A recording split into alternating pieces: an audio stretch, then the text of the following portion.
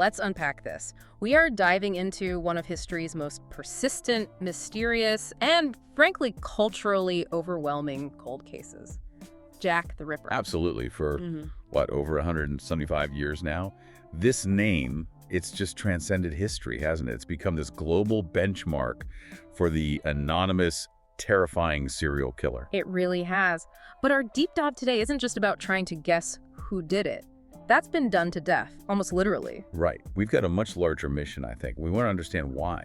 Why does this case, rooted in just a few specific months back in 1888, remain so incredibly potent in media, sociology, forensics, even our collective imagination? Exactly. So this is less about, solving a mystery that's probably unsolvable at this point. And more about dissecting the machinery behind it all. How did a series of horrific crimes morph into this enduring global myth? That's the real question for us. That's the critical distinction, yeah. Our sources were looking at historical police archives, some sociological analyses, and also contemporary critiques of the whole true crime phenomenon. They give us a pretty rigorous timeline. They dissect the profound social and psychological impact it had on Victorian London. And crucially, they help us analyze the current state of the forensic debate, especially the ethical dilemmas that pop up with these modern attempts to, quote-unquote, solve it. Which is a minefield in itself. Oh, definitely. What's fascinating here, I think, is that the mystery endures not just because the killer was never identified, though that's obviously huge. Right. It's because the case sits right at this messy intersection of,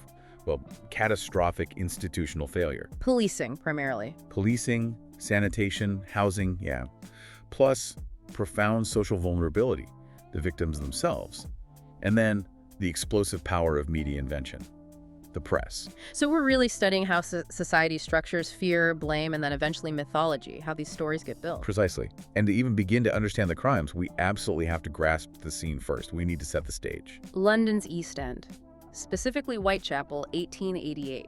And it's hard to overstate what it was like. It was really the absolute nadir of Victorian urban life. Just a tableau of desperate poverty. Extreme overcrowding. Massive waves of migration coming in, people looking for work or fleeing persecution. And crucially, an emerging mass press that was just ravenous for sensation. Anything lurid. It really was, tragically, the perfect storm for this kind of historical panic to ignite. Okay, so let's start with the essential timeline and the context. Because as you said, the context made the victim so tragically vulnerable. The sources are all really clear on this. You cannot separate the tragedy of the Ripper case from the absolutely miserable socioeconomic conditions in that area. No, you really can't. The murders didn't happen in a vacuum, Whitechapel back then. Okay. It was basically a dumping ground for the city's destitute. How bad was it exactly? Well, it was defined by intense, unmanaged overcrowding. Sanitation was appalling, non-existent in many places. You had vast numbers of casual laborers, seasonal workers. People just trying to scrape by day to day. Exactly. And critically, thousands of recent immigrants.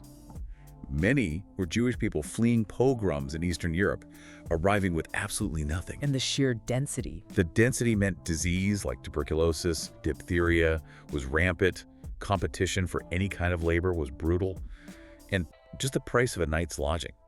That was a matter of literal survival for so many. Let's talk about that housing situation, because it's key to understanding the victims' lives.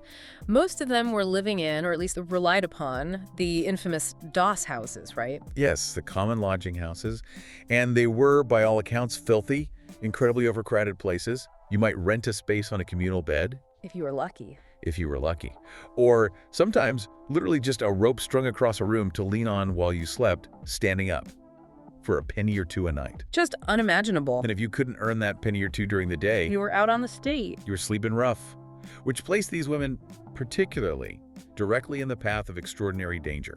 It's a stark structural failure, isn't it? Absolutely. It feels like they weren't just vulnerable. They were functionally forced into the streets by an economic system that offered them zero safety net. None whatsoever. And for many, prostitution was often the only recourse, the only way to secure the few pennies needed for that night's lodging, which of course placed them at the absolute highest risk. So against that backdrop, let's establish the tight, horrifying time frame. We talk about the canonical five. What does that mean? Right, the canonical five, it's the term historians use for the core group of women whose murders are almost universally accepted as being the work of the same individual. And it all happened incredibly quickly. Frighteningly so, all within a span of just 10 weeks in the autumn of 1888. That condensed time frame is crucial because it just exponentially amplified the terror and panic across London. So who were they? When did it start? It began on August 31st, 1888. The body of Mary Ann Nichols, known as Polly, was found. She was 43, her throat was slit, and she had some initial brutal abdominal injuries. The violence was immediately alarming, even for Whitechapel.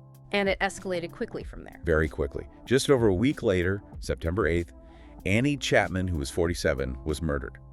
She was found in the backyard of 29 Hanbury Street. Her mutilations were far more extensive than Nichols's. Suggesting the killer was?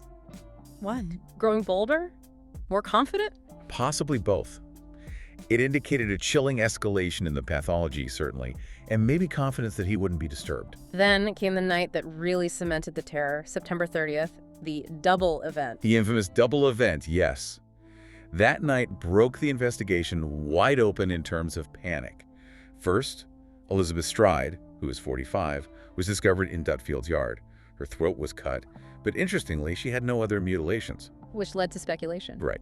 The leading theory was, and still is, that the killer was likely interrupted during the act, maybe by someone entering the yard. And then? Then less than an hour later, and only a short walk away in Mitre Square, which is actually in the City of London, not Whitechapel police territory.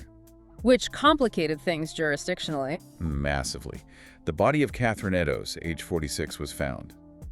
And her body displayed truly extensive and complex mutilations. Organs removed.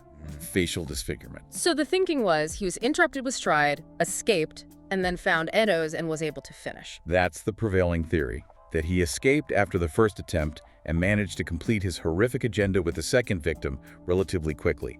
The sheer audacity of committing two such violent acts in separate police jurisdictions within roughly an hour. It created unimaginable panic. I mean, it suggested he could be anywhere, move freely, kill with impunity. Absolutely. The brazenness was just unprecedented. It terrified the city. And then there was the last of the canonical five. Mary Jane Kelly, or Marie Jeanette Kelly. Right, usually called Mary Jane Kelly, about 25 years old. She was murdered on November 9th, 1888. And her murder scene inside her small room at 13 Miller's Court was by far the most gruesome based on the police reports and witness accounts. And this one was different because it was indoors. Exactly. It's the only one of the canonical five that took place indoors in her own lodgings. This suggests the perpetrator had significantly more time, wasn't rushed, wasn't worried about being discovered immediately. And the scene reflected that. Horrifically so. The reports described near total evisceration. It was the ultimate culmination of the violence seen in the previous murders. After Kelly's death, the distinct pattern of murders, the specific types of injuries, the locations that were strongly attributed to this one killer, they essentially ceased. Okay, so that canonical five definition is really crucial for focusing the investigation historically and now. But you mentioned our sources stress something else, a lesser-known truth. Yes, and it's vital for modern analysis, I think. The police files at the time, they originally discussed up to 11 murders in the broader Whitechapel area, occurring between April 1888 and February 1891. These were collectively known as the Whitechapel murders. Not just the five. Not just the five.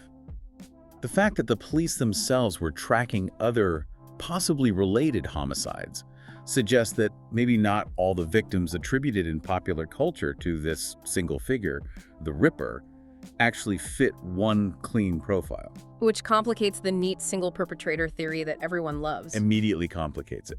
Some of the other victims, like Martha Tabram, who was murdered earlier in August 1888, or Alice Mackenzie later in 89, they were killed with different methods, different levels of violence. So you could be looking at copycats, gang violence, or simply other unrelated local homicides happening in a very violent area that got swept up into the general Ripper panic because the timing and location were close enough. It muddies the water considerably. Okay, so we have this unprecedented violence hitting a Victorian police force that was, as you said, fundamentally unprepared.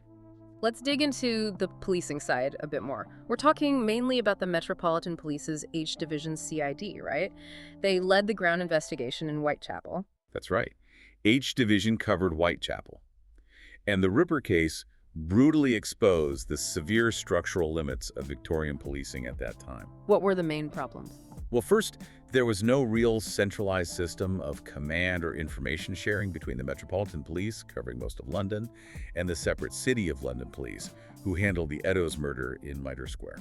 So, two different forces investigating linked crimes, potentially not talking effectively. Exactly. They often couldn't share information easily, Mm-hmm. and there was definitely a degree of rivalry, which was often counterproductive. Plus, they just lacked the basic investigative tools we take for granted. Like what specifically? What were those procedural constraints? Well, think about it. No standardized fingerprint technology that was years away from being useful in court. No comprehensive crime lab for analyzing trace evidence. Blood typing wasn't a thing yet. So they relied on... Entirely on subjective witness interviews, which were notoriously unreliable, especially in the dark, foggy streets of Whitechapel. They relied on coroner's inquests, which were public and often chaotic, and autopsies were often conducted hastily, sometimes by local doctors with limited forensic training, leading to contradictory findings. Record keeping. Communication. Pretty primitive. Notes were handwritten, often inconsistent. Communication between officers on the beat and the detectives, or between different divisions, was slow, often ad hoc. The whole system was basically designed for catching petty thieves or handling public order disturbances. Not for tracking a fast-moving, geographically concentrated series of brutal serial murders. Precisely.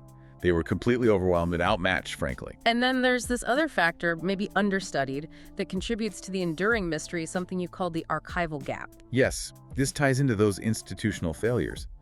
Sometimes the mystery isn't purely about the lack of evidence found at the time.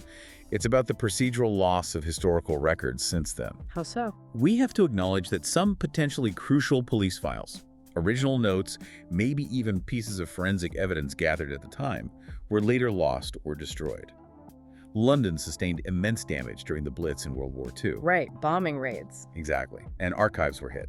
It's highly likely that some irreplaceable documents related to this case, documents that modern historians would absolutely kill to reanalyze, simply vanished forever. Wow. So even if we had, say, perfect 21st century DNA tech ready to go. We often can't apply it because the original source material might be gone, or the chain of custody for existing artifacts is completely broken after 130 plus years. And some of the critical documents that might have potentially identified a key suspect or definitively ruled one out, they just don't exist anymore. So we are always, inevitably, looking through our partial and possibly distorted keyhole into the past. The full picture might just be lost. That's a very real possibility. The gaps themselves become part of the enduring mystery. Okay, so the police failure to catch the killer was immediate, it was public, and the reaction. It shifted incredibly rapidly from just local concern in the East End to genuine national terror, didn't it? Oh, absolutely. And the Ripper case is now, universally cited in sociology as a textbook example of a moral panic. Define that for us in this context. What does moral panic mean here?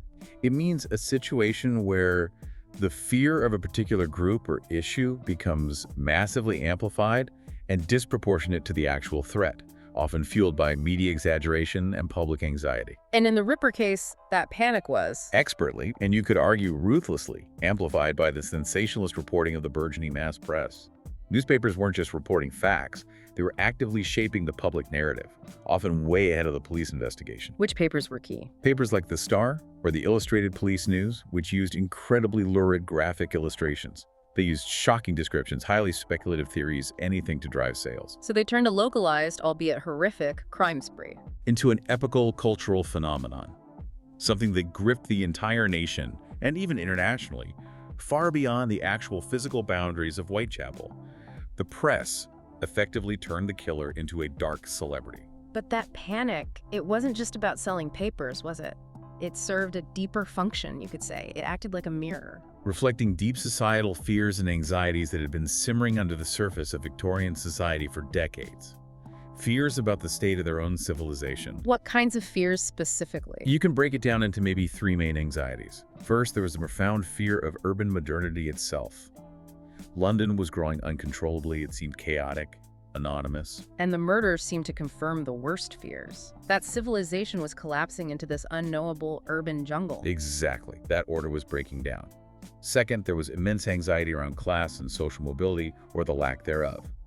The idea that something truly monstrous could breed and operate completely unchecked in the anonymity of the slums. A place most middle and upper class Victorians preferred to just ignore, pretend didn't exist. Absolutely.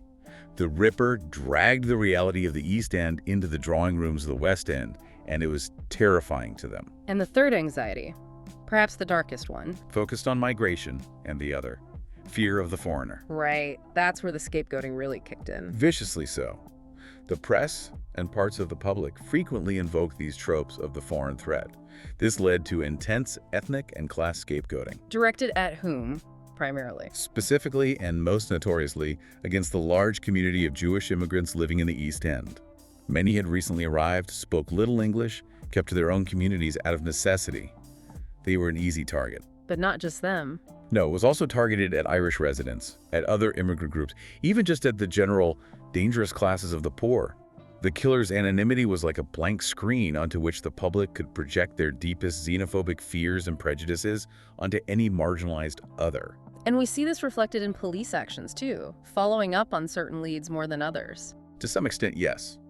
The police were under immense public pressure, and some lines of inquiry definitely focused on foreigners or specific ethnic groups. And you saw a huge public outcry in letters to the editor demanding the expulsion of foreigners, blaming entire communities. So the murders didn't create this xenophobia. No, they tapped into deeply rooted, pre-existing societal tensions and prejudices. The Ripper just provided an explosive new outlet for them. Okay, so on the official level, amidst this panic, these murders did spark something new, didn't they? Early attempts at what we might now call criminal profiling. Yes, absolutely. Scotland Yard, consulting medical experts like Dr. Thomas Bond, they started to seriously debate the killer's motive, his background, his likely characteristics, trying to build a picture of the man they were hunting. What was the main debate back then regarding the killer's pathology? What were the competing ideas? Well, contemporary accounts basically debated whether this was purely a case of individual pathology. The work of a single sexually motivated psychopathic killer acting completely independently of his environment. The sort of lone monster theory. Right. Or, alternatively, was the crime heavily influenced by situational opportunity? Was this killer perhaps less of a genius's monster and more a creature of his environment? Someone who was thriving precisely because the poverty, the darkness, the anonymity, the disorder of Whitechapel gave him the perfect cover and access to vulnerable victims. So it's the classic nature versus nurture argument, essentially, applied to a serial killer, maybe for the first time in a major public inquiry. Pretty much. And that debate, individual pathology versus environmental factors, continues to shape modern criminal psychology even today. The complete failure to solve the case only fueled the more extreme theories about the killer being somehow superhuman, invisible, maybe even aristocratic and protected. We'll get to those theories, but there's a crucial takeaway here, one that modern scholarship really stresses, isn't there, about the victims themselves. Yes, the absolutely undeniable connection between the murders and the social conditions of the victims. The case wasn't just about a monster appearing out of nowhere. It was fundamentally about structural failure. Explain that. The extreme poverty these women lived in, the constant lack of safe shelter, the precariousness of their employment and daily existence. All these factors made them an especially vulnerable population. A population that wider society had already neglected, marginalized, and pushed to the absolute economic and social fringe. So the structural failures of Victorian society, the housing crisis, the lack of welfare, the economic desperation created the exact conditions. The anonymity of the dark streets, the need to solicit strangers for money, the desperation of the victims, created the conditions that the killer ruthlessly exploited. They were targeted precisely because they were marginalized. Exactly. Which makes the case, beyond the mystery, a profound and chilling indictment of the social policies, or lack thereof, of that entire era. Okay, let's wade into the murky waters of speculation now, because this is really where the Ripper mythology thrives, isn't it? Oh, absolutely. This is where fact blurs completely into fiction. And we need to tackle the biggest myth head on. The one that still pops up in documentaries, books, online forums. The claim that we know who the Ripper was. Right. Let's be clear. Based on virtually all rigorous scholarly analysis, that claim is definitively false. There is no consensus. None at all, after all this time. None. The open case file has attracted, literally thousands of theories. Hundreds and hundreds of names have been proposed over the last 130-odd years. It spawned this entire field, sometimes called Ripperology. Ripperology, right. And the sheer volume of theories is itself part of the enduring cultural fascination. But the persistent absence of conclusive, verifiable identification means we are always dealing strictly with speculation, circumstantial evidence. Which can often be twisted or manipulated to fit almost any preferred narrative, I suppose. Precisely. Confirmation bias runs rampant in ripperology. So can we try and bring some order to it? Can we break down the types of popular theories? We can. Broadly, you can group the more persistent or historically relevant suspect theories into maybe 3 main categories, though remember, none have definitive proof. Okay, category 1. Let's start with the suspects the police themselves actually seem to consider seriously, or at least noted down at the time. These are generally the local East End residents, people who lived or worked in or near Whitechapel. And the name that comes up most often today in that category, especially with recent claims, is Aaron Kosminski. Yes, Aaron Kosminski. He was a Polish Jewish immigrant, worked as a barber, lived in the area. Critically, he was committed to an asylum, Colney Hatch, in early 1891, not long after the generally accepted Ripper murders stopped. And why was he suspected by police back then? Well, he seems to fit some of the internal police profiling or suspicions. Senior police officials like Sir Melville McNaughton, in private memoranda written later, named him as a strong suspect. They described him as having a great hatred of women, potentially homicidal tendencies, and being confined around the time the murders ceased. Was there direct evidence linking him to the crimes? Not really. There's a story about a witness identifying him, but then refusing to testify against a fellow Jew, but the evidence for that is debated and shaky. Essentially, the police suspicions were strong, based largely on this profile and maybe that witness account, but it was never enough for a formal charge. But he remains relevant today, mainly because of... Because of the contested modern DNA claims, which we absolutely have to discuss later. Yeah. But purely on historical terms, he was definitely on the police radar, though the case against him was circumstantial at best. Okay. Category 2 of suspects. This category focuses on medical professionals. The theory here is that the killer must have had significant anatomical or surgical knowledge because of the way some victims were mutilated. Specifically, the removal of organs. Exactly. The specific removal of organs like the uterus from Annie Chapman or the kidney from Catherine Eddowes, part of which was allegedly sent with the From Hell letter, and the extensive disembowelment of Mary Kelly. This suggests to some a degree of skill beyond just random slashing. So who gets named here? Doctors? Surgeons? Various names have been proposed. One classic suspect is Montague John Druitt. He was a barrister, not a doctor, but he came from a medical family and mysteriously disappeared and was found drowned in the Thames shortly after Mary Kelly's murder in December 1888. McNaughton also named him as a suspect, citing private information about his supposed sexual insanity. So the timing of his death is suspicious. Highly suspicious to many, yes. Other theories have pointed to actual surgeons, apothecaries, even butchers or slaughterhouse workers who would have anatomical knowledge. But this whole medical knowledge theory is often criticized, isn't it? It is, quite strongly sometimes. Historians and some forensic pathologists argue that the skill supposedly displayed might be dramatically overstated. How so? They argue that a skilled butcher, someone working in an abattoir, even a fish filater, would possess sufficient rudimentary anatomical knowledge to inflict those kinds of wounds, especially working quickly, in poor light, under immense stress. So it doesn't definitively point to a highly educated London surgeon.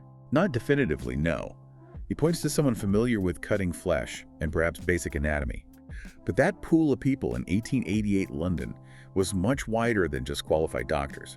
It remains a plausible theory, but far from proven. Okay, and then the third category. This is the one that really fuels the media frenzy, right? The high-status conspiracies. Absolutely. These are the theories involving aristocrats, prominent doctors with royal connections, even members of the royal family itself. The most famous being Prince Albert Victor, the Duke of Clarence and Avondale, Queen Victoria's grandson. He's the most notorious example, yes.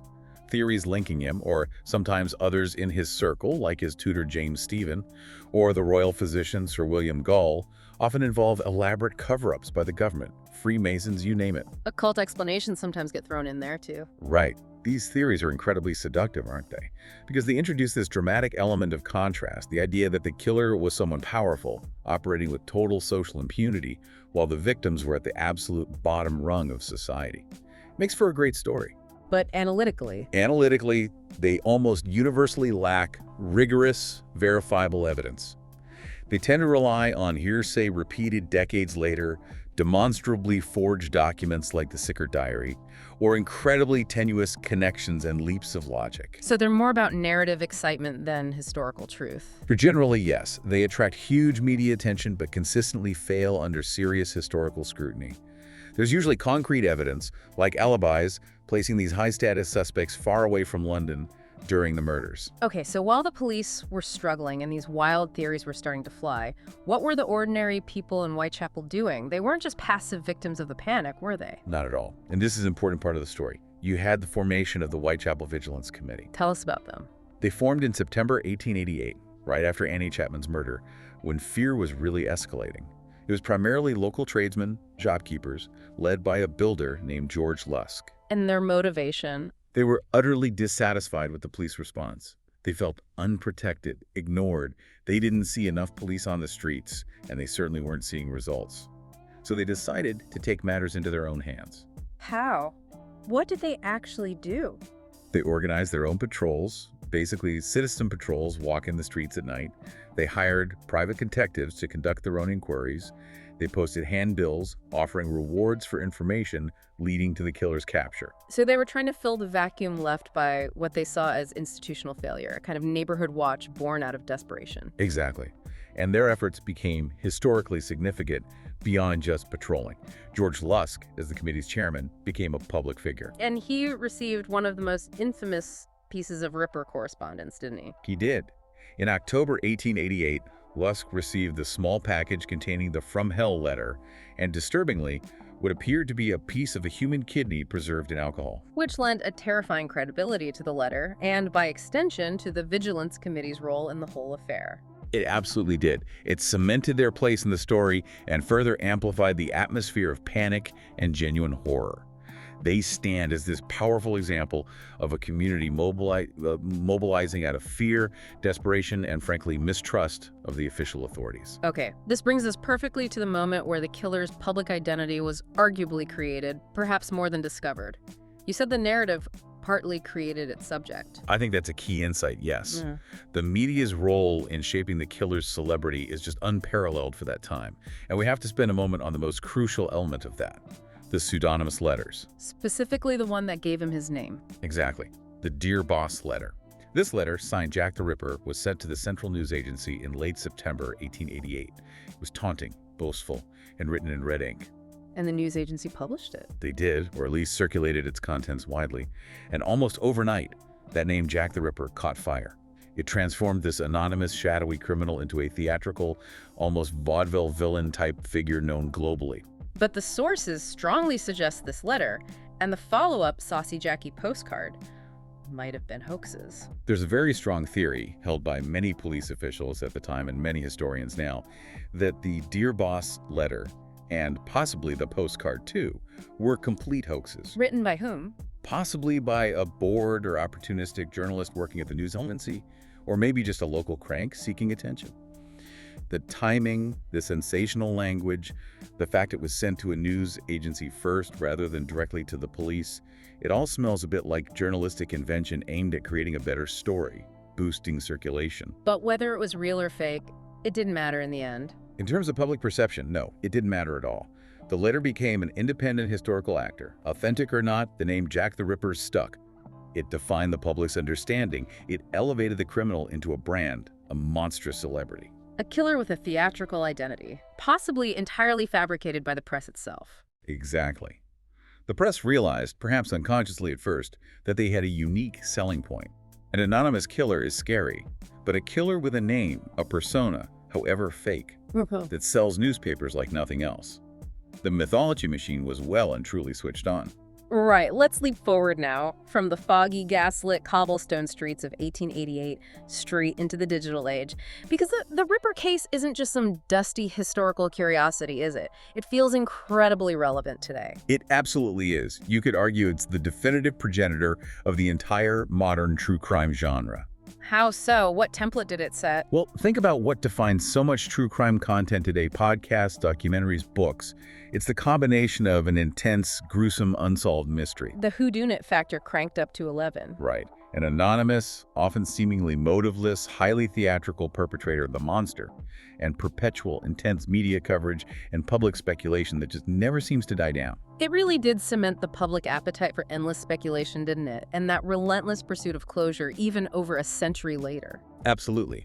And that appetite, naturally, has led to decades of attempts to apply modern scientific methods to the very scant, often degraded, physical evidence that might remain from 1888. Which leads us directly into the really contentious territory of the DNA-era debates. We've seen several high-profile claims over the last decade or so announcing modern forensic resolution of the case. The most prominent being the claims surrounding a shawl. Yes. Specifically, the sensational DNA analyses published, often first in popular press, around the 2010s. These focused on a silk shawl allegedly found near the body of Catherine Eddowes. The claim was that DNA extracted from stains on the shawl implicated Aaron Kosminski. And these headlines went global. Ripper identified. They did. Instant global headlines. But, and this is crucial, these claims must be treated with immense scientific skepticism. The whole saga serves as a massive cautionary tale. A cautionary tale about what? About the inherent limits and dangers of applying contemporary science, which really demands pristine evidence, meticulous collection, and an unbroken chain of custody to century-old, badly degraded, potentially heavily contaminated historical relics. Okay, let's break that down. Why exactly are these specific DNA claims about the shawl and Kosminski so highly contested by serious forensic experts and Ripper historians? There are several major hurdles, really 4 big ones.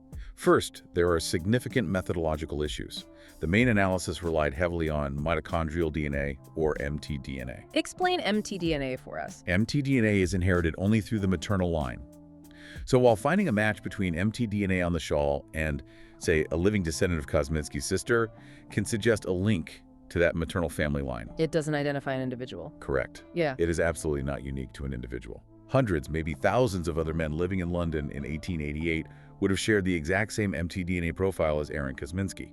So at best, it's strong circumstantial evidence pointing towards a family group, but it's fundamentally inconclusive for identifying him specifically as the source. Okay, so it can suggest a candidate from that family line, but it absolutely cannot confirm the killer's individual identity.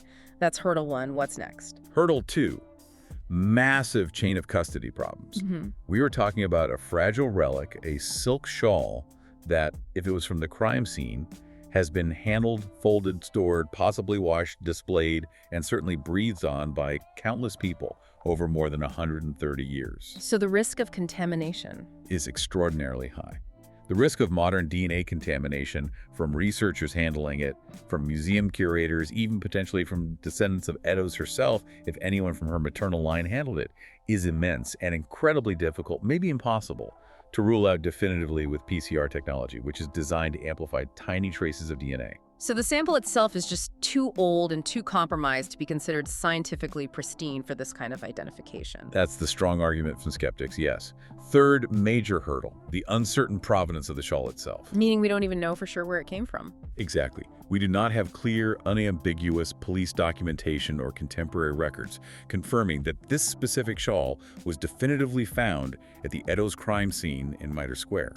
The story connecting it to the scene emerged much later and has inconsistencies. So if the relic's history, its origin, is uncertain, Then any DNA found on it, even if it were perfectly preserved and uniquely identifiable, tells us absolutely nothing conclusive about who was at the crime scene, let alone who the murderer was. It could have belonged to Eddowes, been dropped by a bystander later, or acquired stains at any point in its long history. Okay, methodology, chain of custody, provenance. What's the 4th issue? Just the general difficulty of applying cutting-edge science retrospectively. The peer review process for some of these findings has also been criticized. The initial claims were often published in tabloid newspapers or non-peer-reviewed journals first, generating huge hype before rigorous scientific validation could occur. So we basically have a theory built on potentially shaky foundations. Fragmented genetic evidence analyzed using a technique, mtDNA, that can't give individual identification, obtained from an artifact with a dubious history and high contamination risk, all amplified by media headlines that often fail to communicate the intense scientific limitations and caveats. That sums it up pretty well, unfortunately. It's a classic example of what some call analytical overreach, maybe driven by a desire for fame or closure. The kind of peer-reviewed, conclusive forensic confirmation that would satisfy the broader scientific community is still very much absent. So it serves as this stark lesson, doesn't it? Modern tools can be misapplied, especially to historical artifacts, and that can lead to false certainties and confirmation bias, particularly when the public is so hungry for a final answer to this enduring mystery. Absolutely. Treat DNA sensation headlines about historical cold cases with extreme skepticism until there's broad, rigorous, peer-reviewed consensus. Which, in the Ripper case, there isn't. Okay, this brings us squarely to the ethics of it all. For anyone consuming this content or creating documentaries, podcasts, books about the Ripper, if we can't definitively identify the killer, and maybe never will, what should our focus be? What's the ethical mandate here? That's such an important question. I think the primary ethical danger inherent in the whole Ripper mythology industry is that its lurid reputation, the focus on the monster, the endless suspect speculation, it constantly risks completely overshadowing the victim's humanity. They just become names on a list, props in a horror story. Exactly. The narrative promotes a kind of voyeuristic consumption.